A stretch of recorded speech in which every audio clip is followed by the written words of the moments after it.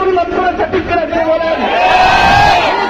বলেন ওলামায়ে কেরাম, সাধারণ মুসল্লিরা দাওয়াতুত তাবলীগের মেহনতের মাধ্যমে যেইভাবে সারা বিশ্বের উফরাতের রন্ধে ঢুকেছিলেন, ইহুদি খ্রিস্টানরা চিন্তা করে দেখেছে তাদের মধ্যে যদি ডিমান্ড করা যায় ইসলামের শক্তিকে কমায় দেওয়া যাবে, ঠিক কিনা?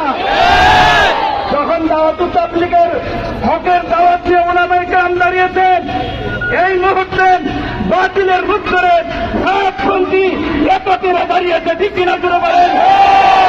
সংগ্রামী সাথী বন্ধুগণ, হকের বিরোধিতা করেন, ফেরাউন টিকতে পারে নাই, নমরুদ টিকতে পারে নাই, আবু জাহেল টিকতে পারে নাই, কাদিয়ানীরা টিকতে পারে নাই, ঠিক শত্রু করেন সারা বিশ্বের জমিনে একাধিরা সাতপন্থীরা টিকতে পারে না।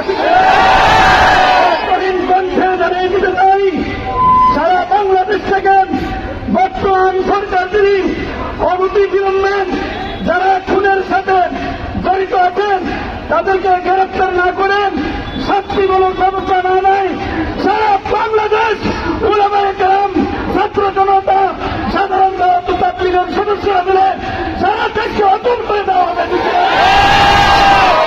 সাথী বন্ধুগণ, আজকের এই সমাবেশ থেকে ঘোষণা করতে চাই, সারা দেবিদ্বারে উপজেলায় কোন মসজিদে আর কোন এত থাকতে পারে না,